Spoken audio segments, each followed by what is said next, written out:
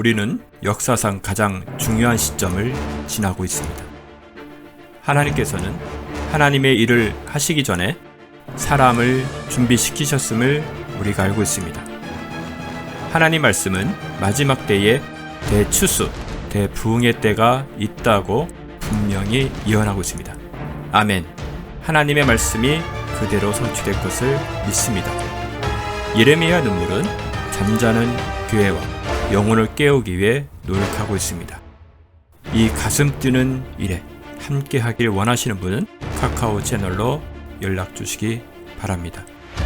당신은 위대한 하나님의 사람입니다.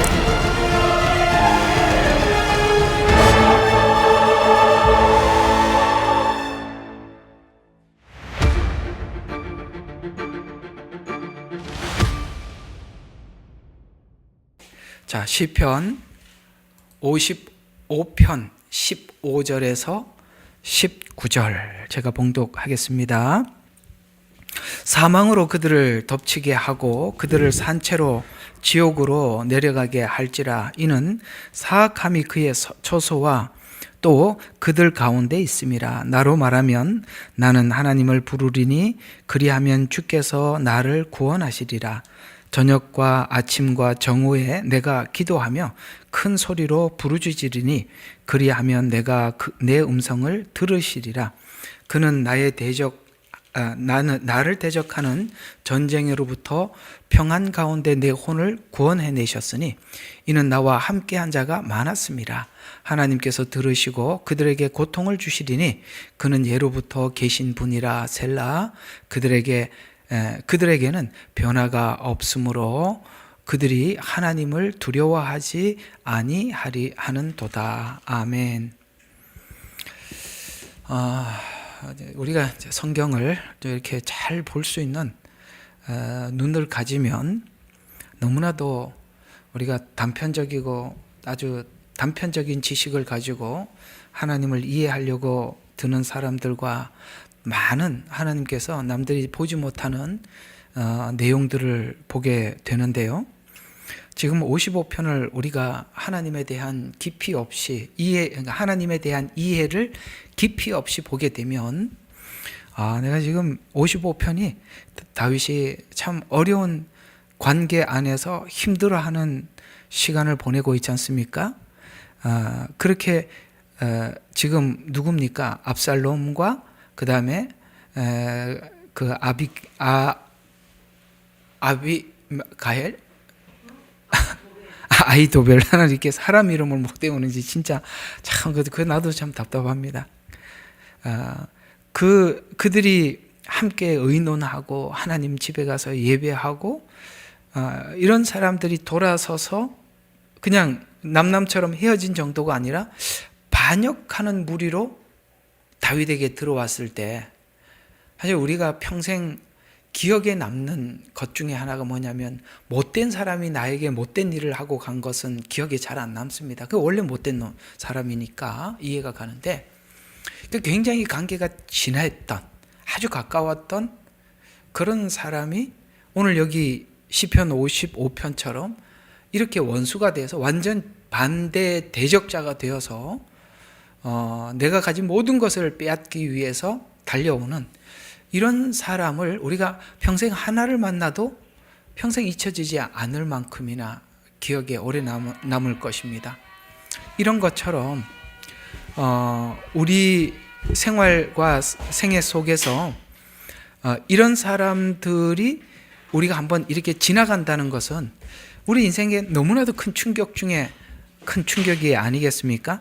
그러니까 이런 충격을 우리가 맞이할 때 우리 모두는 이런 생각을 하죠. 하나님, 우리가 평생을 살면서 이런 사람이 단 한 명도 내 곁을 지나가지 않았으면 좋겠습니다 라는 것은 우리 희망사항이지만 살다 보면 그렇습니까? 우리가 크든 작든 이런 유형의 사람들이 우리 곁을 지나가는 예가 있다는 것이죠. 사실 이제 그런 상황이 사람들에게 너무나도 큰 상처로 다가오기 때문에 그런 엄청난 상처를 받음으로 인해서 TV 프로그램에 보면 산에 들어가서 사는 사람들 보고 그 프로그램이 뭐죠?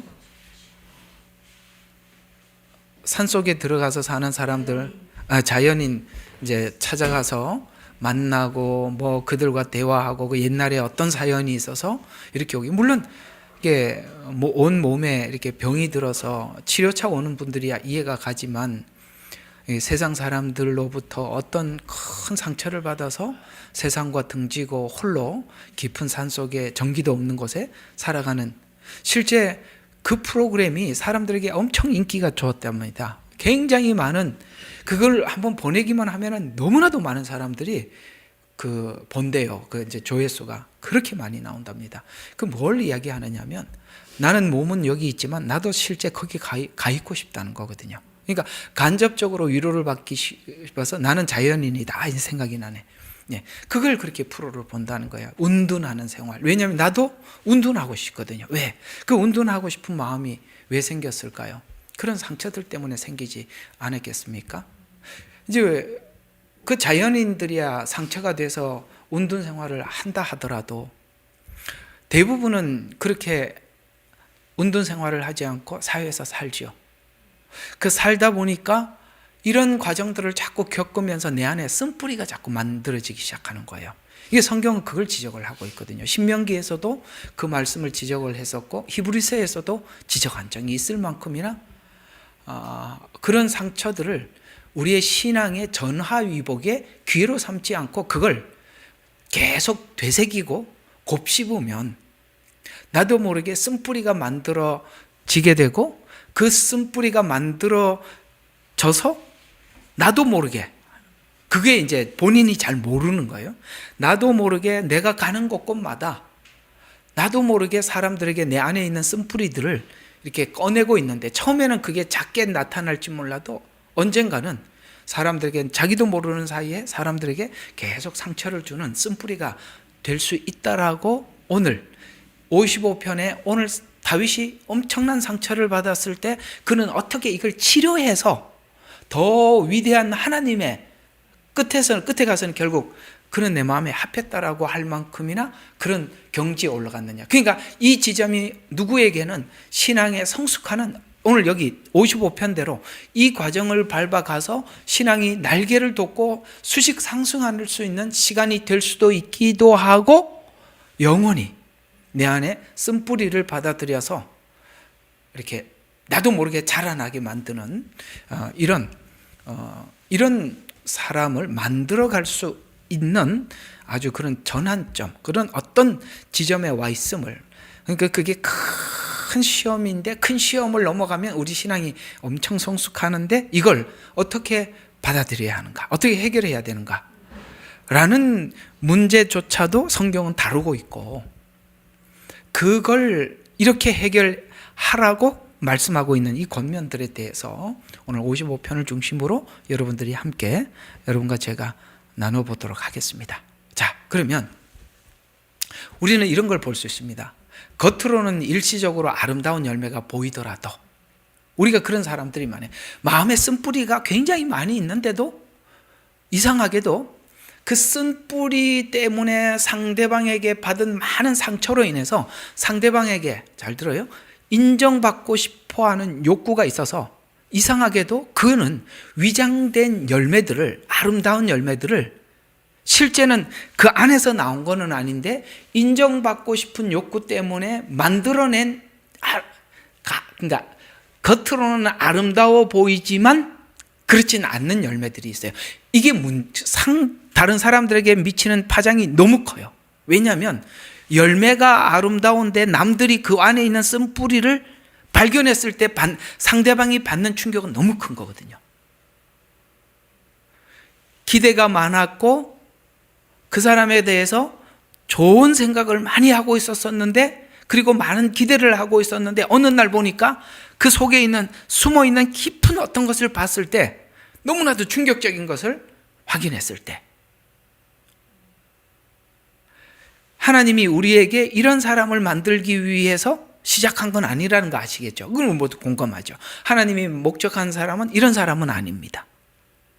그러면 우리가 겉으로는 일시적으로 아름다운 열매가 보이더라도 아름다워 보이는 열매에 그가 왜 그렇게 아름다워 보이는 열매를 내보이는 목적이 뭐냐? 그 근본을 우리가 살필 능력이 없으면 순진한 신앙들 말이에요. 사람들이 저 사람 참 괜찮다. 아무것도 이면을 볼 줄 모르는 순진한 사람들은 엄청나게 충격을 받아서 어떤 현상이라든 다시는 교회를 가지 않아요. 다시는 예수 믿는 사람들을 만나려고 하지 않아요. 이렇게까지 우리가 복음을 전하는 전도자가 아니라 하나님 교회의 문을 닫으러 다니는 사람이 될 수 있다는 거예요. 굉장히 가슴 아픈 이야기고, 우리가 하나님께서 이런 상황과 이런 형편을 주시는 이유와 원리를 모르게 될 때 나도 모르게 사람들과의 관계 속에서 쓴뿌리, 왜냐? 쓴뿌리를 만들어낼 수 있는 정황들은 우리 주변에 있는 모든 사람들이 나에게 쓴뿌리를 왜냐? 인간은 원래 에레미야에서 그러니까 마음이 거짓되고 부패했다고 말씀하고 있습니다. 우리가 상대방이 인간이라는 것이 마음이 부패했다라는 것을 인정해야 돼요. 그리고 거짓되다는 것도 인정을 해야 돼요. 비록 그 사람이 무슨 아름다워 보이는 열매를 내 앞에 보이더라도 부패하고 거짓된 이 성품은 예수 그리스도와 만남의 깊이만큼 해결되어 있는 것이지, 그가 하나님과의 깊은 만남이 없이, 인격적인 만남이 있더라도 깊은 인격적인 만남이 없이는 여전히 부패해 있다, 그 다음에 거짓되다라는 것을 우리는 알고, 그가 인정받기 위해서 열매를 아름답게 보이는 것을 꺼내놓는지 아니면 진짜 변화되어서 그 열매를 내는지를 분별을 못하면 우리는 또 사람들에게 연속적으로 계속적으로 상처를 받게 될 것입니다. 이걸 해결을 해야겠죠. 그래서 오늘 왜 이것을 쓴뿌리라고 말을 하느냐, 이 다른 단어들도 많이 있는데 이게 왜 쓴뿌리라는 단어를 썼는지 이 안에 의미도 있으니까 한번 보면 이게 내면에 숨겨져 있는 이런 뜻이에요. 이게 뿌리라는 것이 보이질 않는 부분, 영역이잖아요. 뿌리는 땅 속에 있는 영역이지 않습니까? 나무나 열매는 보이지만 뿌리는 안 보여요. 그리고 뿌리는 그 모든 그 나무의 영양분을 끌어모아서 갖다 주는 거예요. 그러니까 뿌리가 쓰니까 쓴 것만 계속 나무에 공급한다는 이런 뜻에서 쓴 뿌리, 이렇게 말을 쓰고 있는 겁니다. 또 하나는 뿌리는요, 보이지 않게 번져나가고 오염시키죠. 죄는 전염성이 강합니다. 그렇죠? 또 가지를 잘라서 해결되지 않는다는 겁니다. 이 뿌리 자체가 문제이기 때문에 가지치기 아무리 해도 소용이 없다는 거예요. 겉만, 어떤 한 부분만 해결해서는 여전히 동일하다는 거예요. 우리가 여러 가지 죄들의 목록들이 우리에게 있는데 그럼 한두 가지 해결돼 가지고 그 겉만 해결돼서 되는 게 아니라 근본이 해결이 안 되면, 우리가 가지 몇 개 잘랐다고 내가 죄된 문제들을 내 안에서 몇 가지 회개하고 해결했다고 되는 건 아니란 말이에요. 또 그 뿌리 자체가 쓰기 때문에 가지 몇 개 잘라서는 해결될 수도 없다라는 이야기입니다. 결국은 이 쓴 뿌리와 같은 존재를 만나면 열매도 쓴 맛을 느끼게 되겠죠. 쓴 맛을 경험하게 되겠죠. 그래서 우리는 이렇게 뿌리가 쓴데 아름다워 보이는 열매를 낼 수 있다라는 것을 우리가 알고 사람을 대하면 사람들로부터 더 이상 상처를 내가 받질 않아요. 사람은 원래 부패하지, 사람의 마음은 거짓되지, 아직 그 부분이 해결이 안 됐구나, 이렇게 하고 넘어가 주면 좋은데 교회가 왜 이 모양이야? 당연히 교회가 그 모양이죠. 여러분 가정은 그 모양이 아닌가요? 그럼 왜 교회만 거룩해? 아니, 교회는 지금 다, 제가 늘 말씀드려요. 교회는 지금 사람들이 고치고 있는 중이라고 말씀을 드렸지 않습니까? 그러니까 지금 다 부서진 사람들 들어와서 붙이고 있으니 그럴 수밖에 없죠. 그래서 우리는 이 모든 정황들에 대해서 두 가지 관점을 다 가져야 돼요. 하나는 개인적인 관점, 그 다음에 타인의 관점, 이 두 가지를 다 가져야 되는데, 예를 들어서 우리가 가룟 유다를 보면 이 가룟 유다는 하나님 앞에 누군가가 예수님을 팔아야만 했습니다. 그건 예언에 나와 있는 거죠. 그래서 이 예언의 성취에 쓰임받아야 될 악이 있습니다. 사단도 그렇게 쓰임받는 것입니다. 사단도 악이지요. 근데 선을 드러내기 위해서는 악이 동원된다는 걸 아셔야 됩니다. 문제는 이런데 우리가 쓰여서는 정말 안 된다는 거 알면서도 나도 모르게 이 쓴뿌리, 여러분 이 가룟 유다 안에 있는 쓴뿌리가 해결이 되지 않아서 이 악의 쓰임을 받는 거거든요. 가룟 유다 안에 있는 쓴뿌리는 뭘까요? 돈을 사랑함입니다.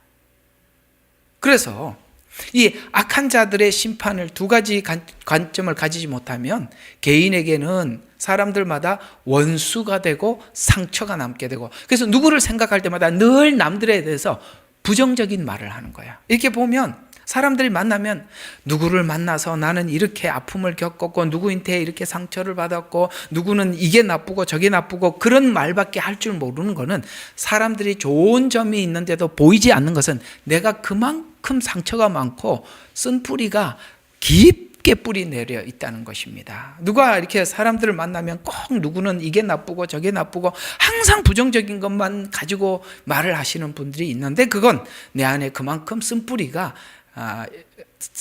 사람들과의 만남 속에서 계속 이렇게 상처가 남아있어요. 상처가 남아있어 나하고 좋은 인상을 가진 그런 사람이 없어요. 그러다 보면 나도 모르게 자꾸 자연인처럼 운동하게 되는데, 누구는 산에 직접 가서 운동하고 누구는 사회생활을 하면서 운동한단 말이에요.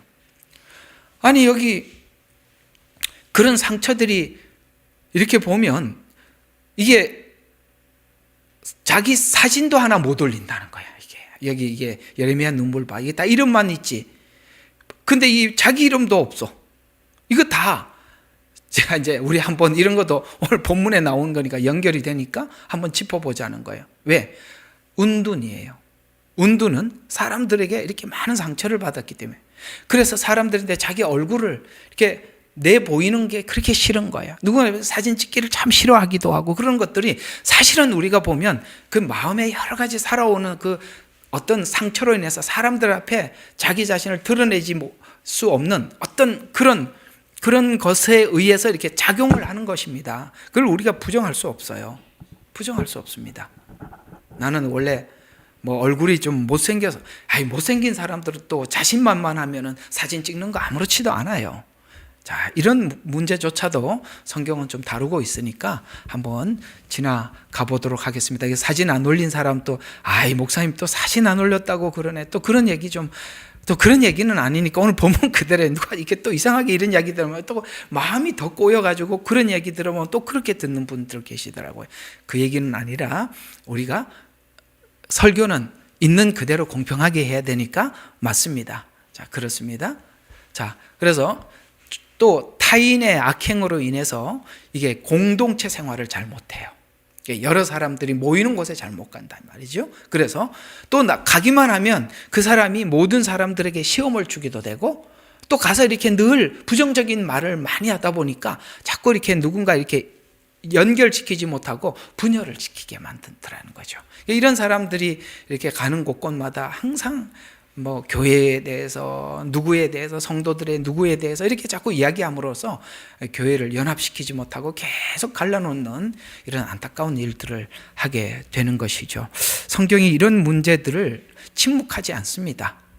성경은 이런 문제들을 꺼내놨고 우리 보고 이 문제를 다윗은 이렇게 해결을 했다라고 우리에게 말씀하시면서, 다윗이 그렇게 해결해서 다윗이 무슨 성경의 모델이 아니라 다윗이 해결했던 방법은 예수님이 해결했던 방법과 같다, 이걸 말해주는 겁니다. 지금 우리가 다윗을 얘기하는 게 아니라 다윗이 이렇게 했던 행동이 결국은 예수님 행동하고 똑같은데 다 일치되는 걸 보게 될 겁니다. 그러면 이런 사건이 계속 반복이 되면, 여러분 오늘 성경은 경고하고 있어요.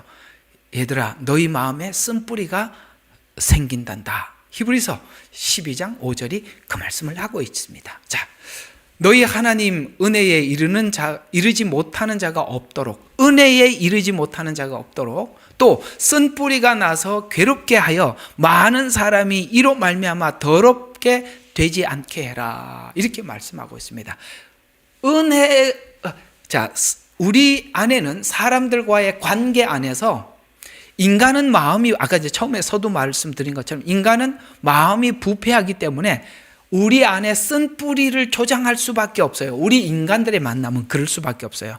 아무리 좋은 만남이 유지되더라도 뭔가 나하고 안 맞으면 그게 또 상처가 되고 쓴 뿌리가 되고, 또 사람들과의 관계가 끝까지 그렇게 가기가 쉽지 않아요. 아시죠? 그래도 가장 많이 이해해 줄 수 있는 대상과 친구가 누구냐면 초, 중, 고등학교 다닐 때 만난 친구들이에요. 대학 가면은 친구들이 그렇게 초, 중, 고등학교만큼 깊어지지를 않아요.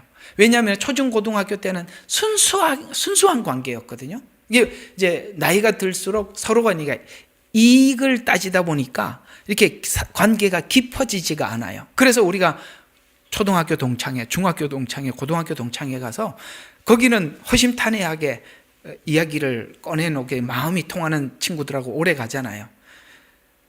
가장 그래도 그렇게 오래 갈 수 있는 대상들이 그런 대상들인데, 결국에는 또 어느 시점이 되면 또 이제 우리가 나이가 들면 뭐 네가 성공을 하고 누구는 실패를 하고 뭐 이런 것 사이에서 고등학교 때, 초등학교 때 아무리 친해도 뭔가 또 마음에 격이 또 이렇게 생기는 겁니다. 무슨 뜻일까요? 우리가 아무리 가까워도 뭔가 상황이 오면, 말이나 언어나 상황이 오면 또 뭔가가 한쪽은 뭡니까? 거만해지고 한쪽은 상처를 받고 이런 현상이 생기기 때문에 우리는 이걸 알아야 돼요. 관계 속에 쓴뿌리가 생길 수밖에 없는 그런 조성되어 있는 이런 세상 속에 살아갈 수밖에 없다라는 거에 대해서 일단은 인정을 해야 되고, 그렇다면 쓴뿌리를 우리가 관리하지 않으면, 이제 성경이 그 얘기예요. 관리하지 않으면 관리가 어떻게 하는 거냐? 오늘 여기 히브리서 12장 5절에 은혜에 이르지 못하는 자가 없도록이라고 말씀하고 있어서, 은혜에 이르는 과정 속에서 뭐가 계속 방해한다는 겁니까? 쓴뿌리가 계속 방해한다, 이 말을 하잖아요. 그러니까 우리가 하나님의 은혜라는 이 지점에 올라가야 되는데, 이 올라가기 전에 항상 뭔가 사람들 관계 속에서 자꾸 쓴뿌리가 들어와서 은혜에 이르지 못하게 만든다는 거예요. 결국은 성경이 하고 싶은 이야기는 뭐냐면, 은혜에 이르면 쓴뿌리가 해결된다, 이런 얘기가 되는 겁니다. 그러니까 그 지점까지 가지 못하도록 사단이 계속 그렇게 우리에게 상처를 주는 거예요. 은혜에 이르지 못하도록 하기 위해서. 거기 가면 확 달라질 텐데, 지난날 쓴 뿌리가 전부 다 아름다운 꽃으로, 내 생애에 정말 아름다운 꽃으로 변화될 텐데 가기까지가 그렇게 어렵더라. 그래서 너희는 하나님 은혜에 이르지 못하는 자가 없도록 하고, 또 쓴뿌리가 나서 괴롭게 하여 많은 사람이 이로 말미암아 더럽게 되지 않게 하라, 이렇게 말씀하고 있습니다. 누군가의 악행은 상처가 되고, 상처가 받은 사람은 쓴뿌리가 나게 되어서 또 다른 사람을 괴롭히는 원인과 동기가 되어서 사람들 사이에 계속 이게 마치 쳇바퀴 돌듯이 계속 돌아가더라. 그래서 우리는 내면 안에 있는 이런 쓴 뿌리는 타인을 항상 미워하게 되고 경계하고 원망하게 되고 늘 사람들에 대해서 비판적인 시각을 갖게, 이러면 이렇게 되면 우리는 은혜에 이르지 못해요. 그래서 또 은혜가 하는 능력을 항상 미리 방해하는 겁니다. 아까 말씀드렸죠. 여기까지 가는데 이런 것들이 계속 방해하더라. 내가 뭐 누구 때문에 은혜 받는 자리까지 못 받게 되고, 또 누구 때문에 계속 누구 때문에 이렇게 가기 시작하면 안 되는 것입니다. 그래서 성경은 이 쓴뿌리가 우리 안에 자리 잡지 못하게 하도록 이렇게 권면하고 있어요. 에베소서 4장 26절과 27절에 보면, 자, 분을 내되, 이게 무슨 말입니까? 사람이 화를 내는 것을 하나님은 인정을 하신대요. 왜? 분을 내되, 사람이 화내지 마, 이렇게 안 했거든요. 하나님이 이놈 어디 화를 내, 그런 말을 하지 않고 분을 내되라고 말을 하는 거 보면, 아, 인간은 화가 나는 걸 하나님은 아시고 인정하셨다, 이렇게 얘기합니다. 여러분, 화 내지 말라고 하지 않았습니다. 화가 나는 건 분을 내되, 근데 그 다음 거 하지 말라는 거죠. 그게 뭐죠? 죄를 짓지 말고. 그러니까 상대방이 화가 났으니까 죄를 왜 짓습니까? 어떻게 죄를 짓죠?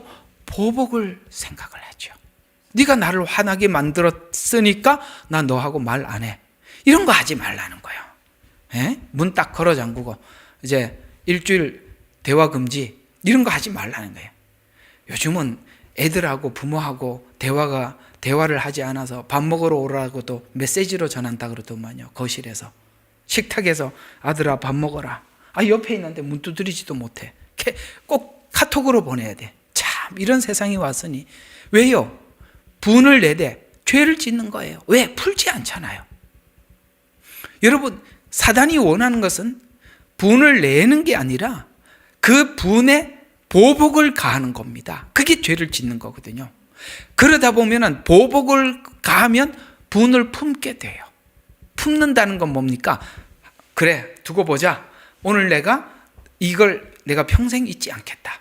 그러니까 이게 품었다는 증거가 뭐냐면은 둘이 부부 싸움을 하면 꼭 옛날 이야기를 꺼내. 그게 품고 살았다는 거거든요. 지금 그게 성경은 뭐라고 얘기해? 너 그게 마귀에게 틈을 준 거야. 이렇게 말씀하고 있는 겁니다. 원리가 이해가 가시죠? 그럴 수 있어요. 그럴 수밖에 없어요. 인간은 부패해요. 인간은 거짓돼요. 그러니까 우리에게 분을 나게 만들어. 그러나 성경은 말하고 있어요. 이거 죄를 짓거나 마음에 그걸 가지고 딱 품는 순간 너는 마귀에게 틈을 줬다. 그래서 결국은 쓴 뿌리를 내 안에서 만들어 놓고 그가 하는 말들을 보면 늘 부정적이에요. 그만큼 많이 담고 있다는 것이에요. 그래서 우리가 서로 간에 좀 화가 나서 말을 꺼내는 거 보면 이 사단에게 엄청나게 자기를 내줬구나 라는 증거들이 너 5년 전에 기억해?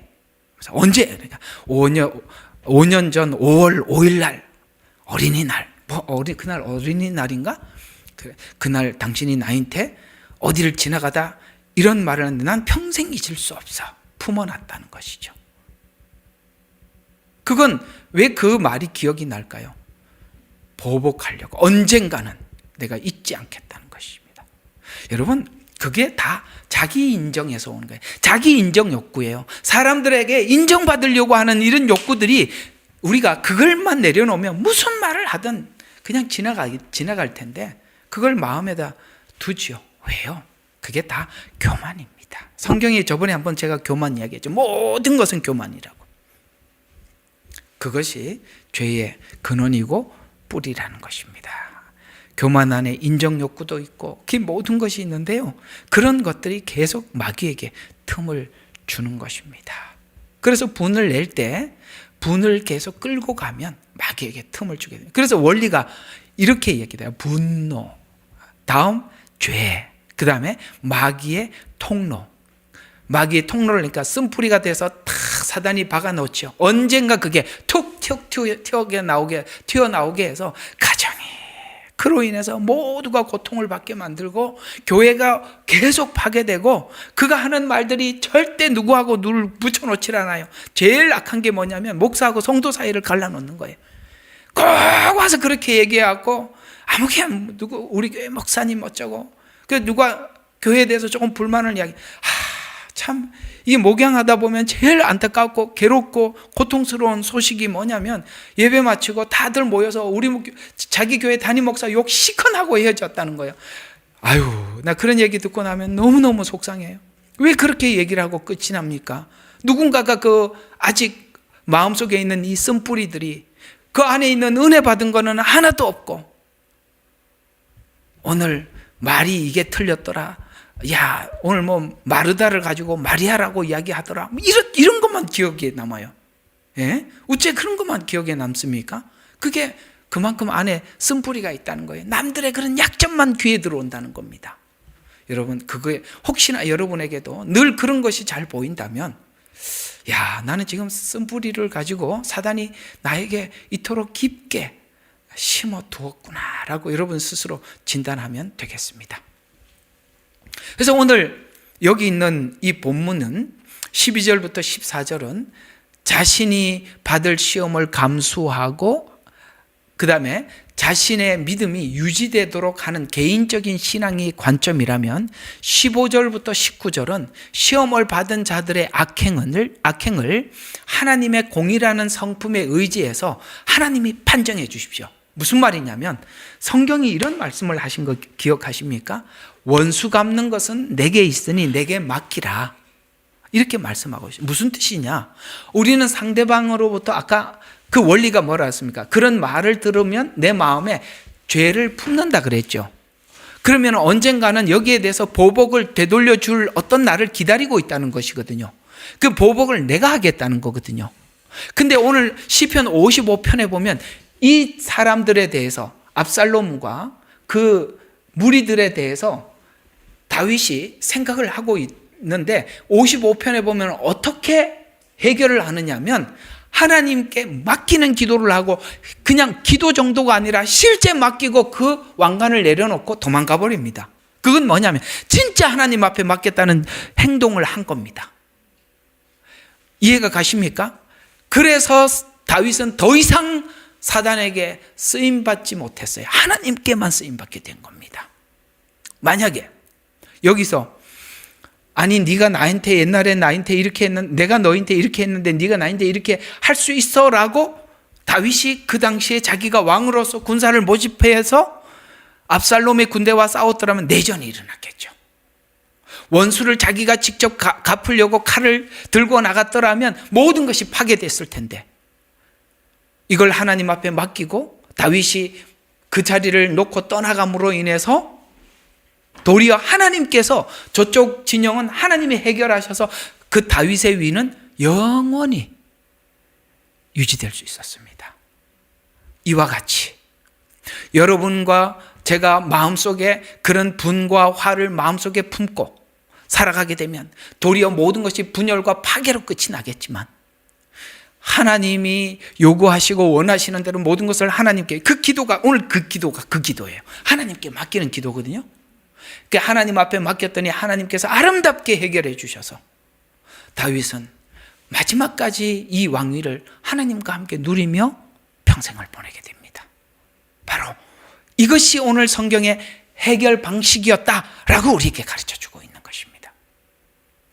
그래서 쓴 뿌리는 오직 예수님만 하나님께 맡길 때 내 안에 해결되고 그쪽도 해결되는데 이것만이 오직 예수님만이 이 우리 안에 있는 쓴뿌리를 고치는 능력이 있다는 것입니다.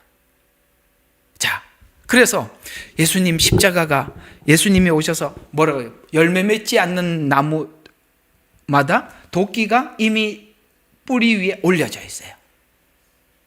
그래서 찍어 불에 던지고 그 다음에 새 언약으로 새 씨앗을 심어. 오케이?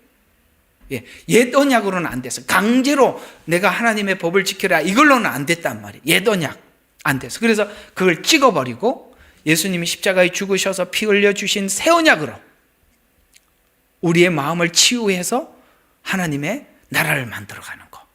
이거 예레미야서에서 나와 있죠. 우리 제가 이번에 한국 가서 설교했던 아주 중요한 성경 구절 중에 하나였던 예레미야서 1장 10절. 예. 1장 10절을 보시면 그 말씀이 예수님 사역과 똑같은 사역을 예레미야가 이렇게 고백하고 있는데요. 1장 10절을 보면 보라 내가 뿌리채 뽑아내며 자, 뿌리채 뽑아내며 뭘 왜요? 오늘 여기 주제가 뭐예요? 쓴 뿌리. 그러니까 쓴 뿌리를 뿌리채 뽑아내고 그 다음에 넘어뜨리고 멸망시키고 전복시키고 아멘. 여러분 이게 너무 중요한 거거든요. 우리는 이 작업 없이 하나님의 복음을 세웠어요. 뽑지도 않았고 넘어뜨리지도 않았고 멸망시키지도 않았고 전복시키지 않은 상태에서 복음이 들어왔어요. 우리 안에 짬뽕이 되어 있어요. 내 생각과 하나님의 것이 은혜가 짬뽕이 돼서 표준어를 잘 모르겠는데 괴상하고 희한한 복음이 돼버린 거예요. 이상한 복음이 돼 있는 거예요. 왜? 굽히지 않는 상태 속에 자기 생각 속에 은혜가 들어와서 자기 생각이 더 확실하다고 교만해져 버렸어요. 정말 무서워요. 내 안에 악과 죄가 해결되지 않는 사람 안에 은혜가 쑥 들어와 버리니까 깊고 깊은 회개와 회개 속에 은혜가 자리 잡아야 되는데 회개는 없고 은혜는 들어와 있으니까 은혜가 뭘 착각하게 만드냐면은 자기 안에 있는 것이 모두 선해졌다고 생각하게 만드는 거예요. 얼마나 무서운 사람입니까? 너무 무서운 사람이 되어 있잖아요. 그래서 오늘 주님의 복음이 뭐라고요?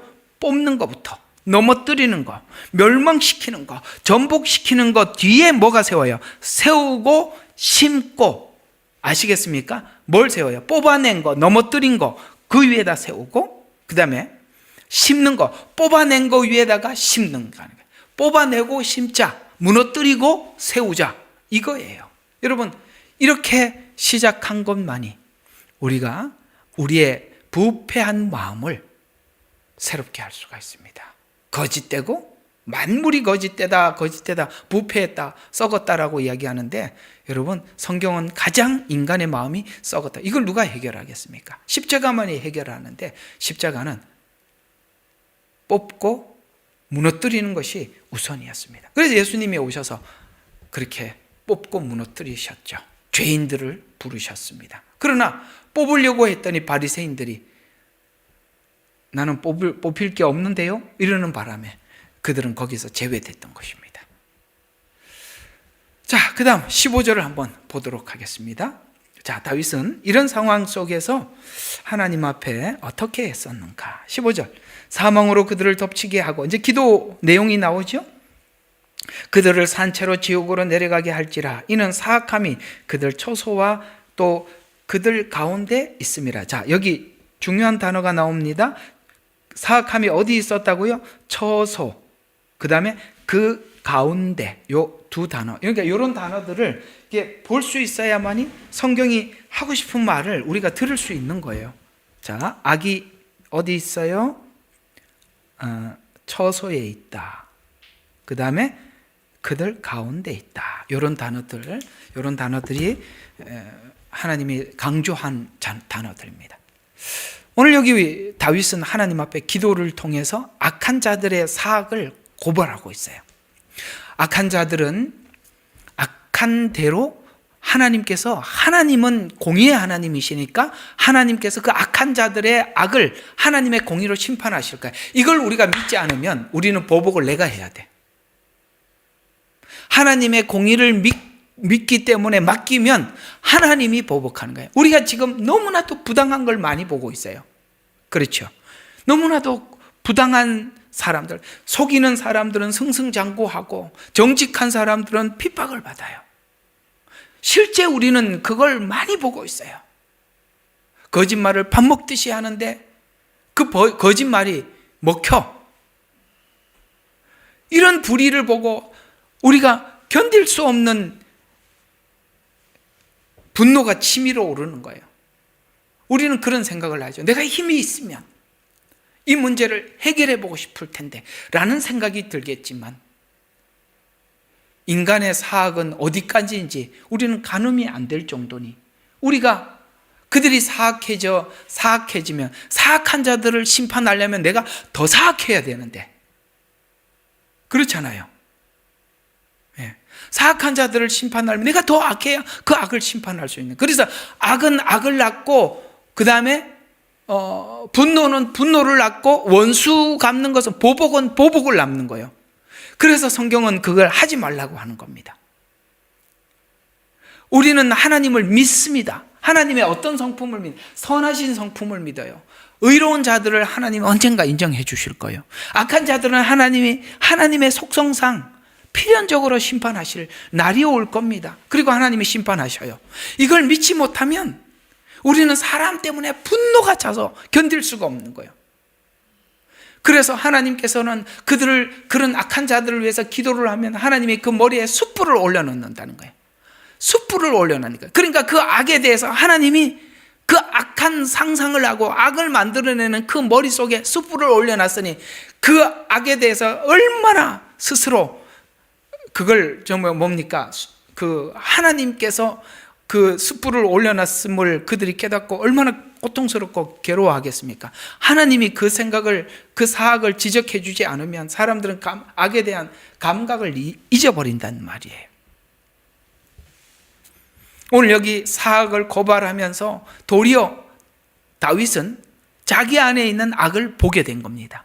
이게 하나님이 그런 거울을 통해서 우리가 교회 안에 어떤 사람들이 여기 이제 본문에 보는 대로 압살롬이 나타나면 하나님께서 우리 모든 정의로운 교인들이 돌을 들고 압살롬을 쳐 죽이라는 게 아니라 성경은 도리어 뭐라고 이야기하냐면 압살롬의 그 악을 드러내는 이유는 우리 속에 잠재되어 있는 그 압살롬과 같은 유형의 내 죄를 거울을 보라고 하나님이 보여준 건데 거울을 깨버려요. 왜? 내가 돌을 던지고 그 상대를 깨버림으로써 공격함으로써 거울을 깨버려서 내 안의 악을 정당화시키는 거죠.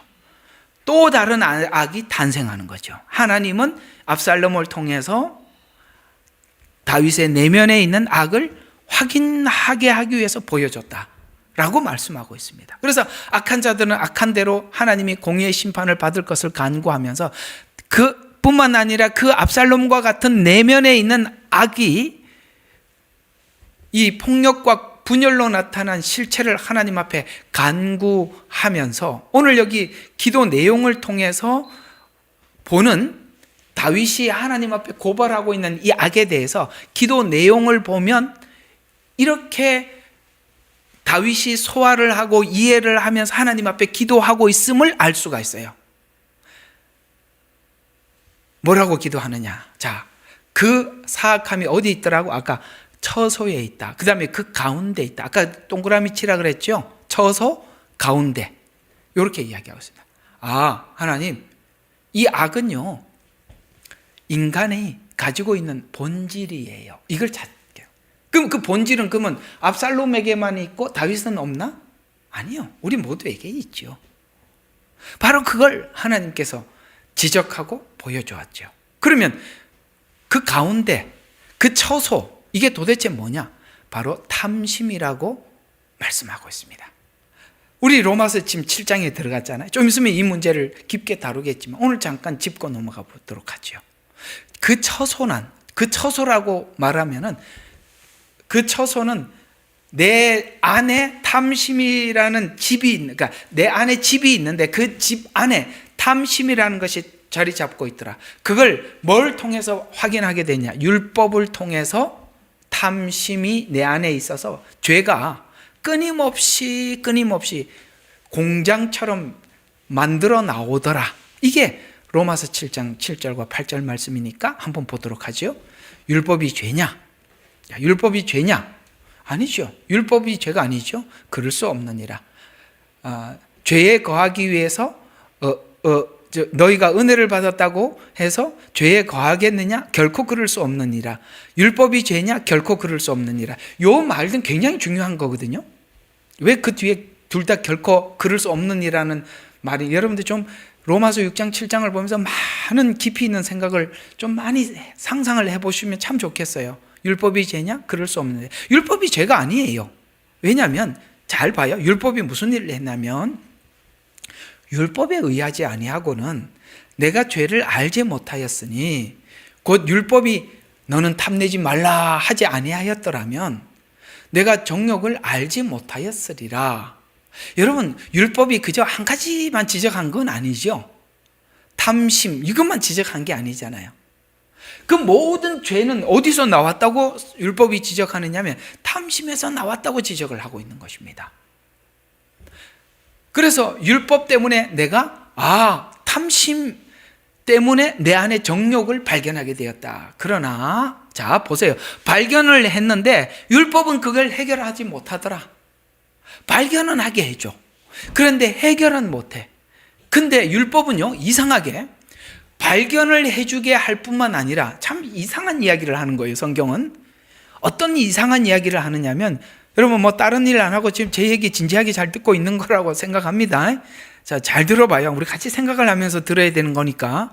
율법이 죄를 드러내 준 것뿐만 아니라 어떤 일까지 하느냐면, 율법이 하지 말라 그랬더니 하고 싶은 마음이 생기게 만들더라는 거예요. 희한하죠, 율법이. 하라는 거는 하기 싫은 마음이 생기게 만들어요. 반항심이라는 거예요.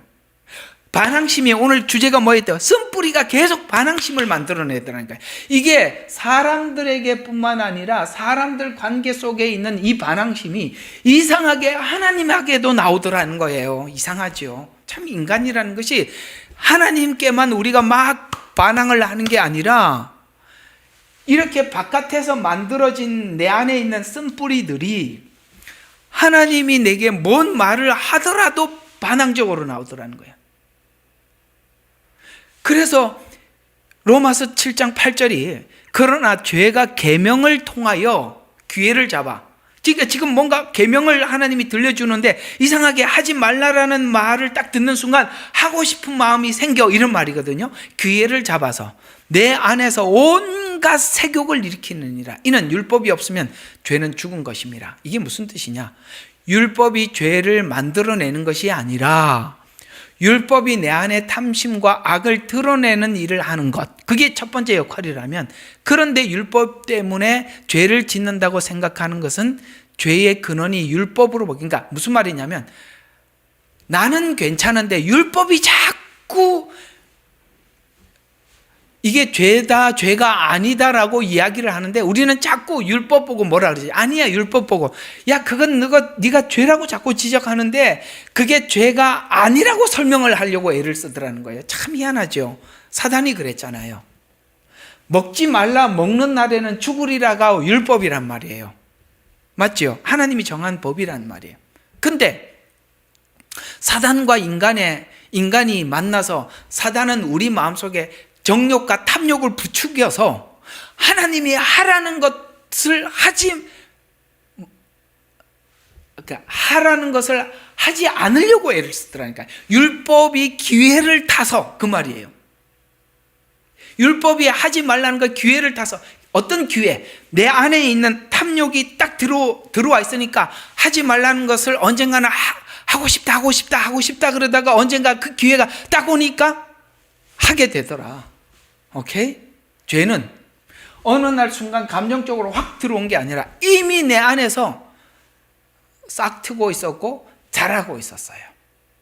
기회가 오자 하나님 말씀은 온데간데 없고, 그때 하나님의 말씀을 상상하거나 떠올리거나 하나님께 묻거나 이러지 않고 그냥 내 마음에 늘 가지고 있었던 대로. 그래서 잘 들어, 이제 제가 정리를 할게요.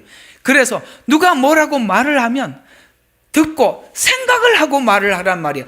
그래, 바로 반응이 나온다는 거예요. 여러분의 하나님의 말씀이 우리에게 아무런 역할을 하지 못하는 가장 증거가 뭐냐면, 무슨 대화 가운데 나도 모르게 아무 서스럼 없이 툭툭 말을 내뱉는 사람은, 그는 하나님의 말씀이 우리의 언어와 삶을 컨트롤하는 게 아니라 내 감정과 내 생각과 내 이성이 내 삶을 컨트롤하고 있다는 가장 분명한 증거가 생각하지 않고 말을 하는 거예요.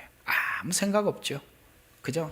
화가 나면 나는 대로, 감정이 흐르면 흐르는 대로, 이 말을 하면 이 교회가 무슨 파장이 생길지 아무 생각이 없어요. 나는 여기 우리 텔레그램 방에서도 정말 이렇게 생각 없는 사람들 보면 너무 속상해. 예? 이 말이 이 방 안에 어떤 파장을 일으킬 건지 단 한 번도 생각을 해보질 않아. 자기 생각밖에 할 줄 모르는 이 답답한 사람들아. 예?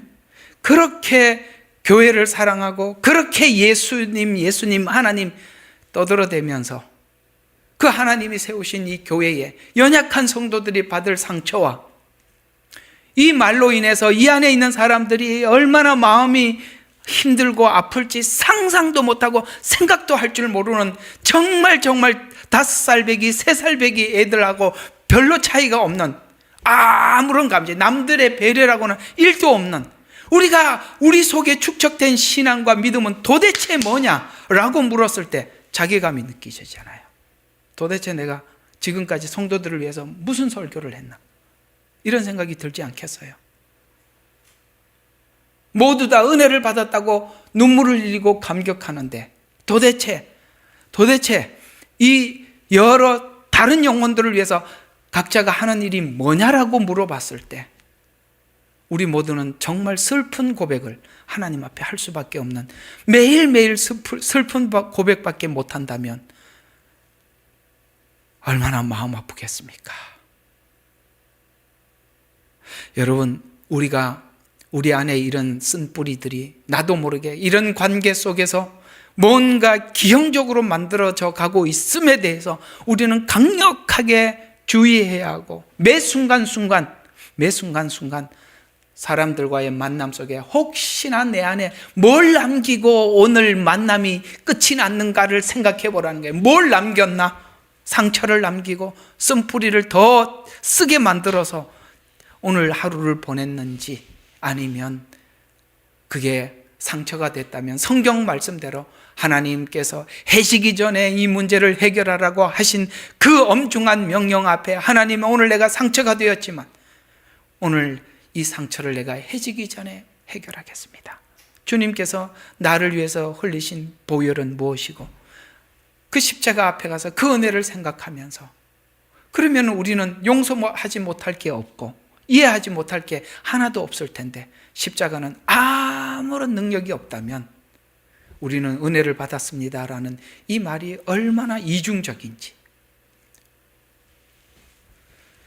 여러분, 율법이 온갖 세욕을 일으켰다라는 이 말은, 로마서 7장에 있는 이 말씀은 율법이 죄를 지적해 드러내자 금지시켰던 것이, 그것에 대한, 하나님이 하지 말라는 이 금지시켰던 것에 대한 호기심과 탐심이 더 호기심을 부추기게 만들더라. 먹지 말라, 먹는 날에는 죽으리라. 한 번도 그걸 생각을 안 하는데 사단이 딱 들어와서 탐심을 딱 부추기니까 이상하게도 내 안에 호기심이 발동하더라는 거예요. 참 이게 성도들 관리하다 보면 호기심이 많은 분들이 계시는데 참 장점인데 그걸 또 단점으로 많이 써요. 호기심이 별걸 다 해봐야 되는 거야. 이 사람, 호기심이 많은 사람들은 말씀을 말해갖고 해결되는 게 아니라 다 겪어봐야 돼. 호기심이 많으니까 다 해봐야 돼. 불쌍해 죽겠어요. 다 겪어야 돼. 아이고, 참 어떻게 그렇게 사는지 모르겠어요. 그러니까 호기심이 생겨서 왜 하지 말라고 했을까? 이런 생각을 하고 있어요. 하라는 거는 왜 하라고 했을까? 왜를 왜 붙여요?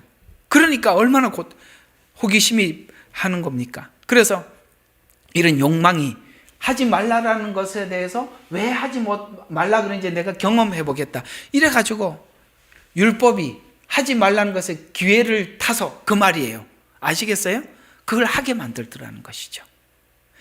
금지된 명령의 반항심에 의해서 욕망이 더 자극이 되더라. 율법이 오자 죄가 도리어 반항심을 갖게 하고 그것을 더 적극적으로 활동하게 만들더라. 바리새인들이 지금까지는 숨어서 악한 행위를 했다가 예수님께서 그 악을 지적하자 성경은 이상한 말을 쓰고 있습니다. 뭐라고 기록했었죠? 예수를 언제 죽일고 상의하더라. 이런 말씀이 지나가더라. 반항심을 타고 더 적극적이 되더라. 기회를 타고, 이 말입니다. 율법을 주지 않았더라면 죄는 죽은 상태에서 숨어 있을 것이다. 그래서 무의식 속에 숨어 있던 죄가 율법 때문에 드러났다라는 이런 뜻입니다. 자, 그러면 이런 정황들이 성경에 실제 있었나? 있었죠. 있었으니까 이런 얘기를 예를 들어서 했거든요. 자, 그러면 악의 근원이 되는 게 뭐라고요? 율법이 아니라 내 안에 있는 탐심이라. 오늘 계속 그렇게 말씀을 드렸어요. 그러면 이 탐심은 아까 계명이 기회가 오면 잡는다고 했잖아요. 그러니까 우리가 쓴 뿌리가 있으면, 그 탐심에 쓴 뿌리가 있으면 언젠가 그게 기회가 지나가면 붙잡게 되더라. 이런 말이거든요. 그러니까 보암직스럽기도 하고, 이게 탐심이 눈이 간 거예요. 먹음직스러워요. 먹지 말라고 했으니까 먹지 말라가 먹음직이 됐다고요. 그래서 기회가 되니까 하지 말라가 먹어보자로 가더라는 거죠. 이렇게 죄는 발전하더라. 쓴뿌리가 자꾸 이렇게 축적이 되더라는 거예요. 그래서 기회가 오자 반역을 하게 만들더라. 압살롬이 그랬잖아요. 그런 자기 마음속에 아버지의 그 왕권에 대한 도전에 대한 그게 마음속에 늘 가슴속에 있다 보니까 언젠가 그런 사람들의 마음을, 백성들의 마음을 사게 되고, 그 다음에 책사를 불러와서 그 기회를 잡아서 그 기회가 오자 행동에 옮기더라. 이런 것처럼 이런 형태들이 너무 많이 나와요. 사울이 그랬고 여러 사람들, 그 악을 행했던 수많은 사람들이, 악한 왕들이 그렇게 했었는데, 그걸 우리가 모두가 알고 있는 이야기 속에서 하나 해결해 보면 가룟 유다가 그랬습니다. 가룟 유다가 예수님보다 돈을 더 사랑했습니다. 그러니까 기회가 오자 예수님보다 돈을 선택하게 되죠. 바로 이 이야기입니다. 아시겠어요? 우리 속에 있는 이 악한 근성은 사람들 입술 속에 이렇게 등장하더라고요.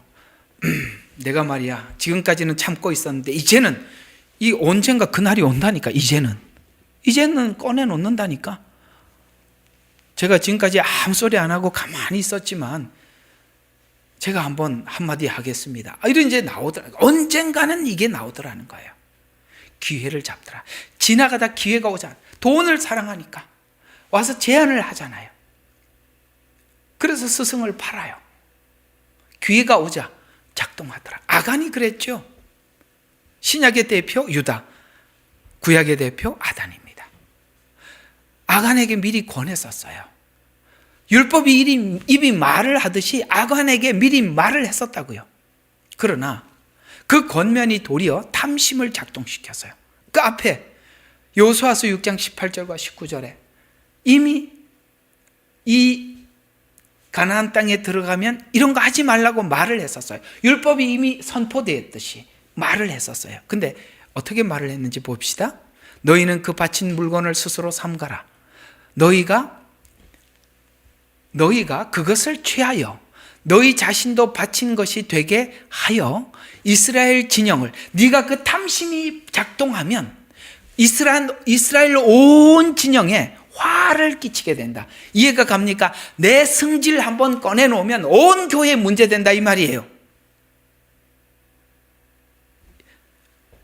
분명히 앞에서 말을 했어요. 이건 그 한 사람의 문제가 아니라 이스라엘 진영을 화를 당하게 하지 마라. 그러나 너희는 은과 금과 동철 기구들은 다 주께 구별된 것이니 그것을 주의 보고에 드릴지니라. 주의 보고에 드린다는 것은 하나님의 창고에 집어넣으라는 거예요. 그걸 가지고 네가 가지려고 하지 말고 거기다 집어넣으라고 했는데, 그 많은 사람들은 다 여호수아의 말에 순종을 했는데 아간은 마음속에 탐심이 있다 보니까 그 기회가 오자 탐욕을 채우죠. 사울이 그랬죠. 하나님께 다 갖다 드려야 될 것을 감춰놓고, 이해가 가시죠? 결국은 우리 안에 있는 탐심과 탐욕은 기회를 사단이 갖다 줍니다. 사단이 기회를 딱 갖다 주면 그 탐심과 탐욕은 그 자리에서 바로 작동이 되는 거예요. 이건 왜 그런 문제가 생겼냐? 계속 사단이 축적시킨 거예요. 그걸 여러분들이 평상시에 오늘 하나님의 방식대로 계속 해결해 놓지 않으면 언젠가는 그게 나타나는 거예요. 여러분, 제가 이제는 신방도 다니고 여러분들을 여러 번 만나니까 여러분이 각 사람이 지금 어떤 형편에 처해 있는지, 지금 어떤 문제를 해결해야 되는지 저는 좀 알고 있어요. 근데 이게 여러분들이, 제가 이게 설교를 하는 과정을 통해서 여러분 스스로가 여러분과 전쟁을 선포해서 여러분이 그걸 해결하기를 진짜 간절히 기도합니다. 언젠가는 여러분들 안에 있는 그런 마음의 상처들과 오늘 쓴 뿌리들이 언젠간 그것이 드러날 날이 사단이 사용하면 드러나요. 그러면 이상하게 본인이 그걸 사단이 쓰는데도 그것이 매우 자기가 정당하고 의롭고 정의로운 일을 한다고 생각을 하기 때문에 무지막지해요. 이해가 가요? 너무나도 무지막지해요. 저와 여러분, 이걸 진짜 저희들은 많이 봤던 사람들입니다. 그걸 오늘 여러분 오늘 이 본문들을, 이 메시지들을 가볍게 듣지 마시고 진정으로 여러분 스스로와 여러분 자신과의 전쟁을 선포하기를 바랍니다. 남들하고 전쟁을 선포하지 말고 나와의 전쟁을 선포하라. 왜? 내 안에 있는 탐욕, 정욕, 이것과 싸우라는 것입니다. 그러지 않으면 가룟 유다가 기회가 왔을 때, 그 다음에 아간이 기회가 왔을 때 그 기회를 포착한 것처럼 탐심은, 내 안에 있는 악은 기회가 오면 드러나게 되어 있다, 이 말입니다. 그래서 골로새서 3장 5절은 탐심은 우상숭배라라는 이런 표현을 쓴 이유는 뭐냐면, 탐심은요, 놀랍게도 다른 거는 어느 정도 오면은 만족을 해요. 만족하는 수위가 있는데 탐심은요, 이상하게도 만족의 수위가 없어요. 탐심은 만족이 없어요. 그래서 우리가 보복을 하고 나면 속이 시원한 게 아니라 보복을 하고 나면 나중에 굴림하고 짓밟아야 돼. 근데 밟히는 사람이 계속 밟혀 있을까요? No. 그렇지 않습니다. 권세를 어느 정도 얻으면 그걸로 만족할 것 같습니까? 더하지요. 얼마 전에 누가 유럽을 소개하는데, 유럽이요? 중국 땅 뭐 비슷하나? 그 뭐 아마 어간 큰 차이가 없을 거예요. 그렇죠? 그 중국 땅만한 땅에 나라가 55개가 있대요. 작은 나라들은 서울 반만 하고, 그것도 도시국가라고 하는데 그런 국가들도 있답니다. 아마 그런 조그마한 도시국가에 있는 사람들 사이에서도 대통령이 되려고 열심히 하겠죠? 세계적인 대통령이 되면 만족할 것 같습니까? 인간은요, 어떤 것도 만족하지 못합니다. 우상숭배라고 이야기하는 것입니다. 어떤 목적을 성취하고 나면 다음 목적이 보이고요, 그걸 또 성취하고 나면 또 다음이 보이는 거예요. 그리고 모두가 나에게 굴복하지 않습니다. 왜냐하면 경쟁자는 항상 있거든요. 그래서 성경은 만족함이 없다. 그래서 전도서가 바로 이 문제를 해결하는 책입니다. 탐심은 하나님보다 자신을 더 사랑하는 것이 탐심이에요. 아시겠습니까? 탐심이란 특정한 어떤 것이 아니라 자기 사랑이에요. 자기 사랑. 모든 문제는 자기 사랑에서 오는 거예요. 다 자기가 자기에게 인정, 사람들에게나 자기에게 자기 자존심 시키고 자기 인정받으려고 내 안에 있는 수많은 혼적인 정신적인 문제들은 거기서 오는 거예요. 여러분, 남 탓할 거 하나도 없습니다. 나 자신이 나를 내려놓고 내 자신이 완전히 무너지고 나는 진짜 그러니까 나에 대해서만 내려놓으면 아무런 문제가 없어요. 모든 문제들은 전부 다 관계에서 오는 건데, 관계의 문제는 전부 다 누구는 크고 누구는 작은데 딱 한 가지입니다. 자기 사랑이란 말이에요. 기억하세요. 자기 사랑. 그게 모든 문제의 근원이란 말이에요. 그래서 전도서 1장 8절에는 우리에게, 전도서는 나 자신을 내려놓으라고 이렇게 얘기합니다. 전도서 1장 8절, 만물이 피곤하다는 것을 사람이 말로 다 할 수는 없으나 눈은 보아도 족함이 없고, 그러니까 관광 아무리 다녀도, 그 다음에 아무리 봐도 족함이 없대요. 그 다음에 음악 귀는 들어도 차지 아니하는도다. 야, 여러분, 아이고, 관광이 목적인 인생을 사는 사람들이 있어. 다 가봐야 돼. 돈 벌어서 관광 가고 돈 벌어서 관광 가고. 근데 그 가면 뭐해요? 족함이 없다라고 성경은 결론을 내리고 있어요. 여러분, 관광 갈 거 없어요. 천국 관광이 최고입니다. 거기 티켓 끊어놓으면 거기 가면 이 지구상에 보지 못한 거 거기 다 있습니다. 자, 귀는 들어도 차지 못 아니하는도다. 여러분, 가장 귀에 차는 게 뭔지 아세요? 예, 천국 찬양입니다. 요한계시록에 나오지요. 하나님 보좌에 24장로가 하나님 앞에 찬양합니다. 그게 가장 귀에 듣기에 아름다운 노래거든요.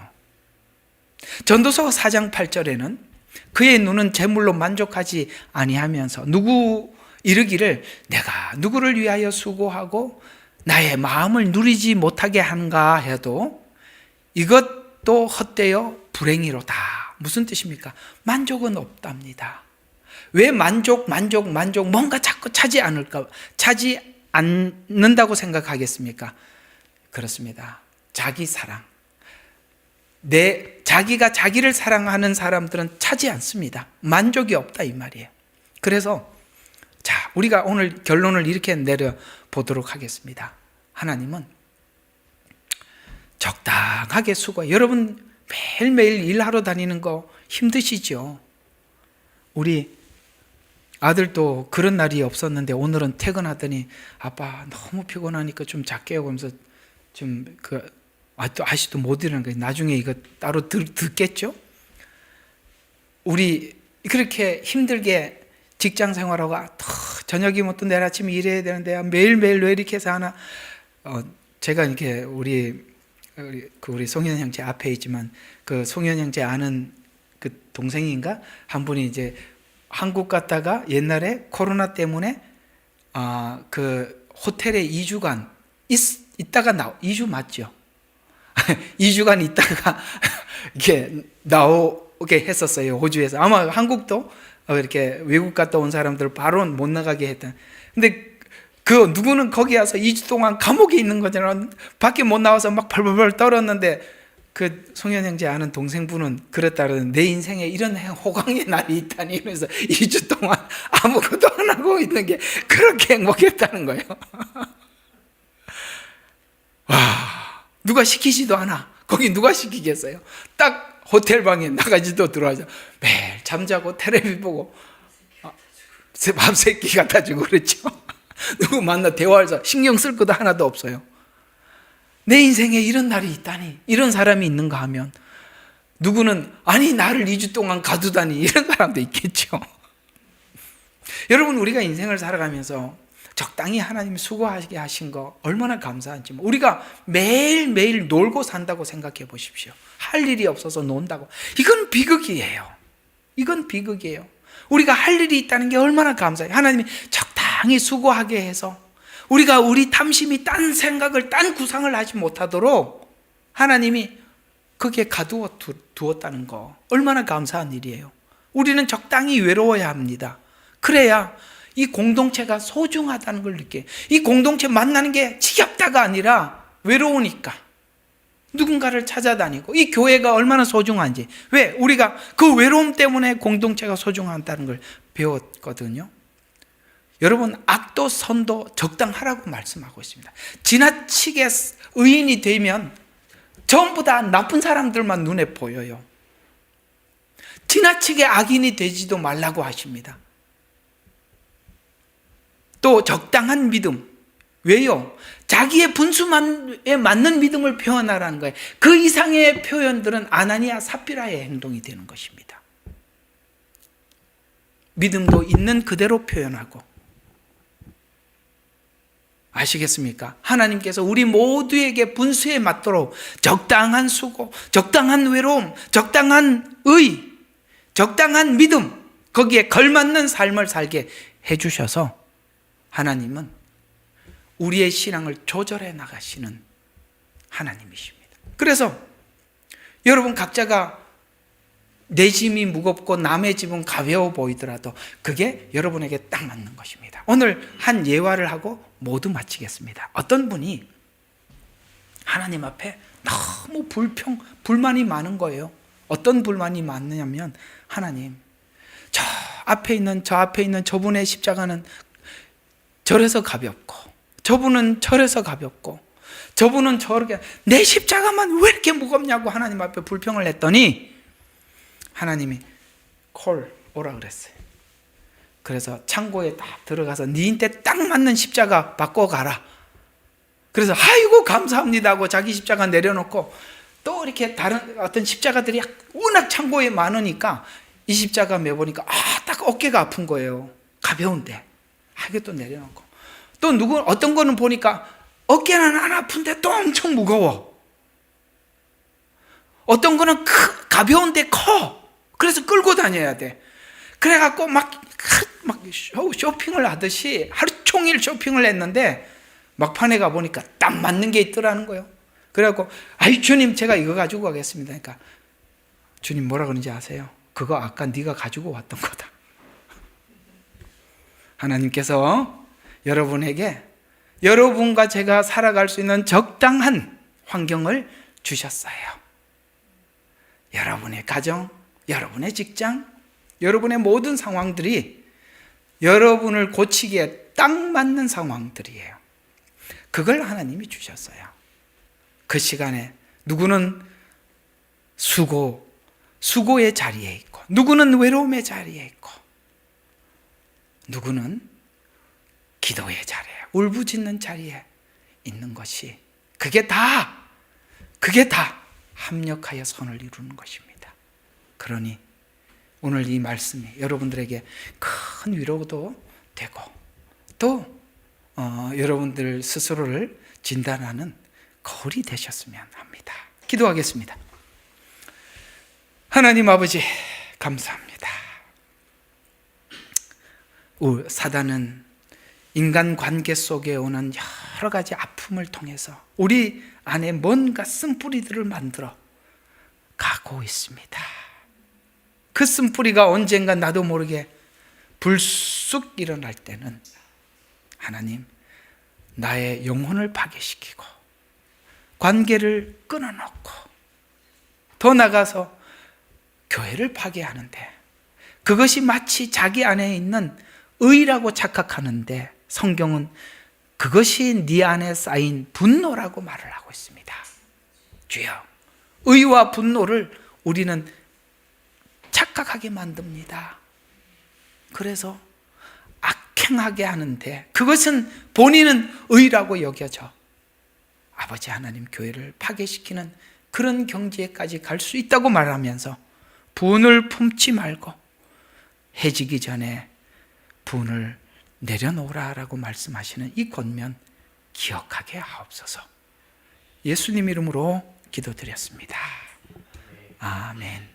예레미야의 눈물은 시대에 맞는 말씀 선포와 변질되지 않은 순수 복음을 외치고 있습니다. 함께 연결되어 하나님께 예배드리며 이 마지막 때에 하나님께 쓰임받길 원하시는 분은 카카오 채널로 연락주시면 연락드리도록 하겠습니다. 고정 댓글에 채널 경고와 착제에 대비한 예비 채널과 제2채널 링크를 올렸습니다. 이 채널 또한 구독 부탁드리겠습니다. 감사합니다. 우리는 역사상 가장 중요한 시점을 지나고 있습니다. 하나님께서는 하나님의 일을 하시기 전에 사람을 준비시키셨음을 우리가 알고 있습니다. 하나님 말씀은 마지막 때에 대추수, 대부흥의 때가 있다고 분명히 예언하고 있습니다. 아멘. 하나님의 말씀이 그대로 성취될 것을 믿습니다. 예레미야 눈물은 잠자는 교회와 영혼을 깨우기 위해 노력하고 있습니다. 이 가슴 뛰는 일에 함께 하길 원하시는 분은 카카오 채널로 연락 주시기 바랍니다. 당신은 위대한 하나님의 사람입니다.